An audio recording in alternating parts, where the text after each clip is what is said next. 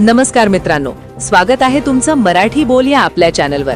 आज 14 मार्च, काल 13 मार्चला देशभरातील शेतकऱ्यांच्या खात्यात पीएम किसानचा 22वा हप्ता जमा झाला।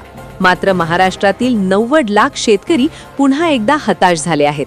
नमो शेतकरी योजनेच्या हप्त्याबाबत कृषी मंत्र्यांनी अर्थसंकल्पीय अधिवेशनात जे उत्तर दिले त्यानं शेतकऱ्यांच्या आनंदावर विरजण पडलं आहे।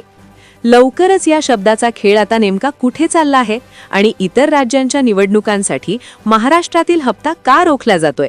चला सविस्तर सत्य जाणून घेऊया। मित्रांनो, काल विधानसभेत लोकप्रतिनिधी कैलास पाटील यांनी नमो शेतकरी योजनेच्या रखडलेल्या हप्त्याबाबत सरकारला धारेवर धरले। यावर उत्तर देताना कृषी मंत्री म्हणाले की आम्ही वित्त विभागाकडे निधीची मागणी केली आहे आणि निधी उपलब्ध होताच लवकरच हप्ता वितरित करू।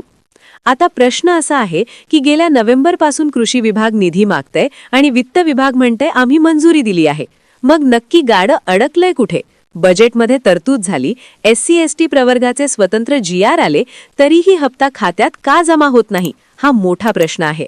शेतकरी बांधवांनो, या दिरंगाई मागे एक मोठं राजकीय गणित असल्याची चर्चा आहे। सध्या आसाम, पंजाब, तामिळनाडू आणि पश्चिम बंगाल या राज्यांमध्ये निवडणुकांचे वारे वाहत आहेत।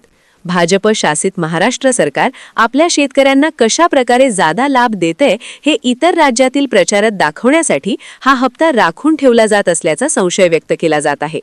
दुसऱ्या राज्यातील निवडणुका जिंकण्यासाठी महाराष्ट्रातील शेतकऱ्यांना वेठीस धरणं हा एक प्रकारे अन्यायच आहे। आता शेतकऱ्यांच्या वजरा गुढीपाडव्याच्या सणाकडे लागले आहेत। सणासुदीच्या काळात तरी हा हप्ता मिळेल का असा प्रश्न विचारला जात आहे।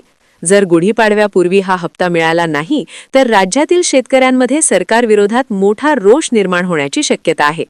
तर मित्रांनो, नमो शेतकरी योजनेच्या या लवकरच या शब्दावर तुमचं काय मत आहे?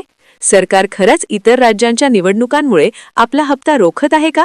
तुमची प्रतिक्रिया कमेंटमध्ये नक्की कळवा। ही माहिती प्रत्येक शेतकऱ्यापर्यंत पोहोचवण्यासाठी व्हिडिओला लाईक करा आणि शेअर करा। सडेतोड आणि खात्रीशीर अपडेटसाठी मराठी बोल चॅनलला आत्ताच सबस्क्राईब करा। पुन्हा भेटूया नवीन माहितीसह। धन्यवाद।